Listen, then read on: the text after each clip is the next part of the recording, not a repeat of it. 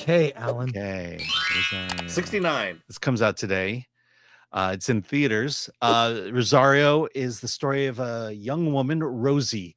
The movie opens at her quinceañera. Her father is a Mexican immigrant. He feels bad because the quinceañera is not really really low budget. He didn't have enough money to make to be able to spend it properly. He's having financial problems, so he's having problems with his wife who's dying. But then there's the abuela, who is kind of in the background, and she decides that maybe she'll help things out. She's a little bit mysterious, and during the quinceañera, Rosie follows Grandma into the back room, and she does some weird spiritual rituals. Now, cut to the future. Rosie is a successful hedge fund manager. She has reached the success that her father wished upon her. And then during a meeting, she gets a phone call from the grandmother, who she hasn't talked to since the death of her mother. She ignores it because they haven't talked. She's just weird. Calls. Finally, she answers it, and it's the superintendent of the apartment building where her grandmother lives. Says she's dead, and that because she's an illegal immigrant, she has to go pick up the body before the police do. And so she does that. And as she's doing that, she feels herself followed by a ghost of some sort. And then when she gets to the apartment, she sees that her grandmother has cuts all over her body, these scars. She finds a secret back room, and there's all these spiritual, ritualistic voodoo dolls, cauldrons, skulls of cows, and as she's going through everything, she feels a presence, and no one's there to help her except the neighbor, who wants his air fryer back from the grandmother, played by David Dastmalchian. And so this movie is basically an occult type movie. The whole plot is to figure out what this curse is, what these spiritual figures are, and then to resolve it somehow. Look, as you know, I don't like horror films. This one didn't scare me as much, so it shows you kind of the quality of it. Lead actress, super hot. She looks great throughout the whole movie.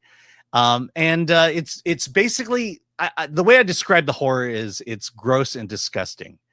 It's set in this dilapidated, dusty apartment. The cuts and everything looks gross. It's like got a dried up skin, dried up scars. There's cockroaches. There's maggots. By the end of the movie, you're gonna need a tetanus shot. Look, I think I'm the last person who should be reviewing horror films. In the end, I got through it. Would I recommend it? I think this is perfect for the if you're just into B horror films. This is actually done pretty well in terms of production values, but it's got that B horror story to it. And so if that's your thing, you're gonna like it. I think I'll just set it just below the recommend level. So the two things that interest me about this is one, David Dastmalchian. Although you gave away the air fryer. Yeah, I'm sorry. He needs his air fryer back. Oh my god. The air fryer becomes a thing.